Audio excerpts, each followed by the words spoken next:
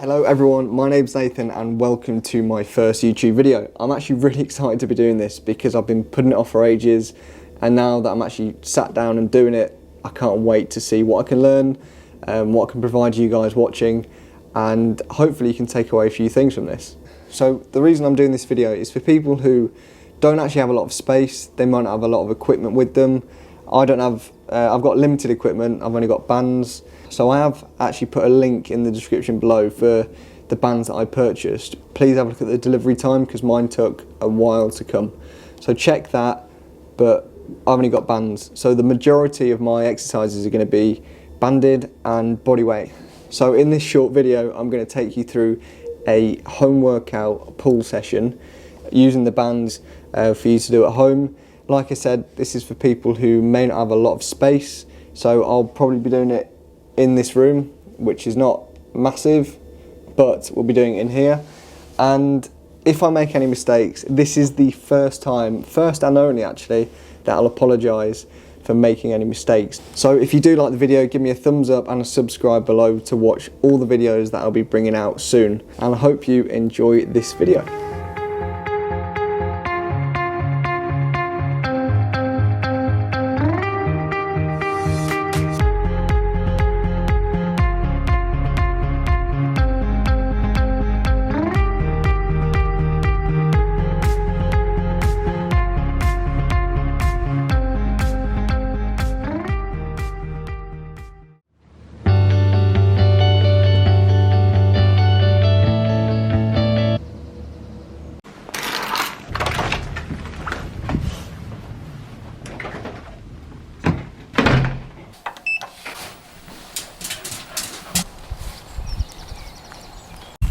Good morning, I hope everyone's doing well, hope they're staying safe still. I'm on my morning walk with little Aussie, just getting some steps in. It's colder than I thought it was, so I had to wrap up. I thought I'd just come on here while I'm walking just to put a few points out there, for especially this workout later today. And I think they're quite relevant points, especially if you just started doing some home workouts. I think the biggest problem that I had starting out with these home workouts, one, I've never done some of these exercises before, so that was a big problem. So I had to do a bit of research on them, as you'll see. But the hardest thing for me was intensity right at the beginning, and it wasn't just that; it was the perception of intensity. So what I mean by that is, in the gym, it's very easy to sort of gauge how hard you're working, how hard you're pushing your sessions. Usually with sort of energy expenditure, you can measure that a lot easier than you would be able to do with a home workout. The other way is obviously you have the weight. So bro logic, the more weight that you put on, obviously the harder you're working.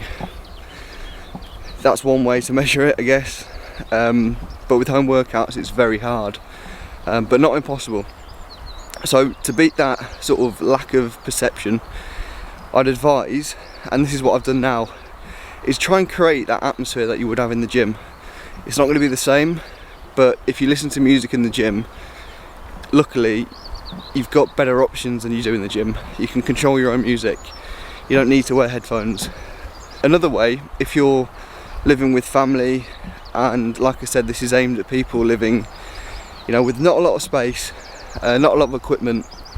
So there are ways to create that atmosphere. So that may mean going to a different room, separating yourself from everyone else, another isolation, but trying to create that atmosphere through music and just try and get yourself ready for the session. But the next one's motivation, and it kind of ties in with sort of that perception of intensity. If you're not motivated for a session, then it doesn't necessarily mean you're going to have a bad session, but it doesn't help. Motivation is a difficult one in terms of sort of giving pointers, but one that actually really works for me, and it has done for a while, is to log everything.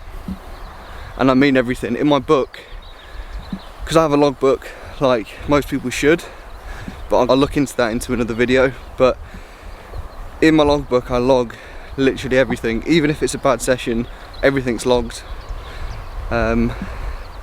because if it's not, you don't know if you're progressing, And even if it's a banded lat pull down, which we'll go into later, I'll log it so that I know next week I'll try and beat it. And for me, trying to beat those numbers is a massive motivation. So it's really hard to sort of prescribe anything for motivation, but logging everything is a massive way of motivating yourself for that session specifically. So do that. And about this point I usually lose Oscar, so bear with. So just to reiterate some of those points: intensity and perception of intensity. If you ramp up the session as you would do a gym session, then it's more likely that you'll be hitting that intensity that you would do in a gym session. The next point, I thought I did loads more points, but there's only two. The next point is motivation, and like I said, it's really difficult to prescribe something for motivation in terms of you should do this, you should do that. Motivation works differently for everyone.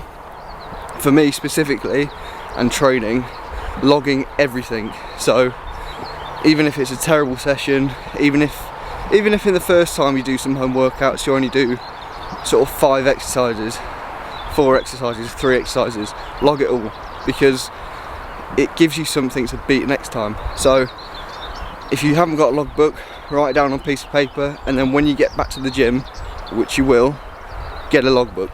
It helps massively. Now this is your beagle in its natural habitat. Bins on bins on bins. Wait, it's just gone 6 and I'm on 6,500 steps, so that's half my daily steps. So I'm done. I'll catch you guys in my home gym. So welcome to the gym. This is pretty much it. This is what I've got. So bit of floor space. I'm going to use the kitchen for some of the other exercises purely because it's larger, there's more space.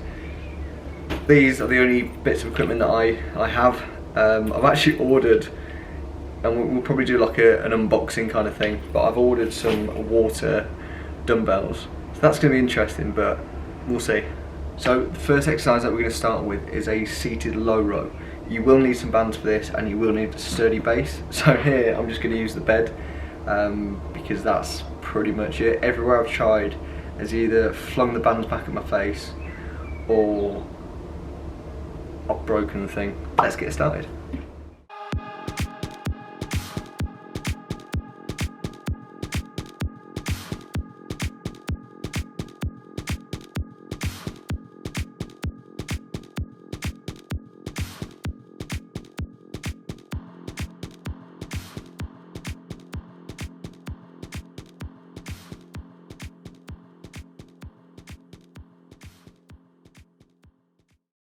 Another quick tip that I recognise: if you get these bands and you've got handles on them, interlock them so that you've got basically a T-bar handle.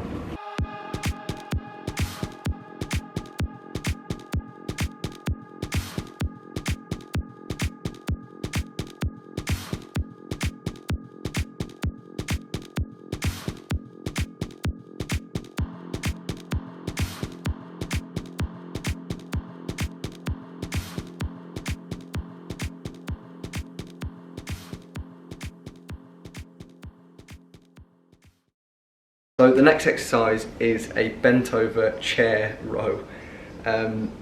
Be very careful with this one, especially if you're on tiles like these, because the chair can slip around. But essentially it is standing on a chair and pulling a band. Let's get into it.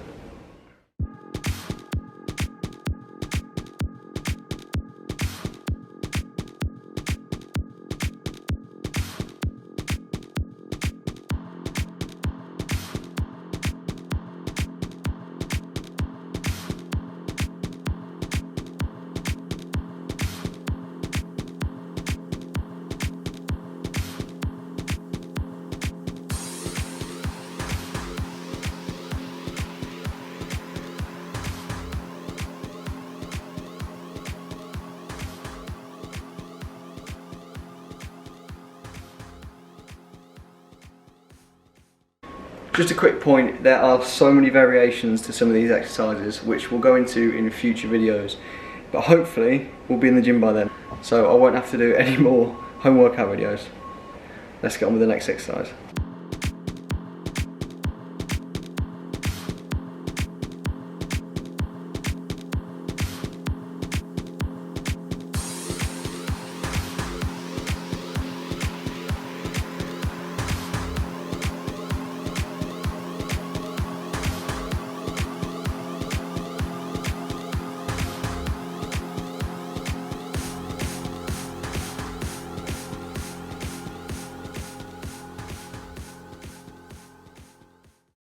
So as any row exercise, my hand is only acting as a hook. The rest of the work is done through the actual target muscle, which in this case is going to be the lats and lower back.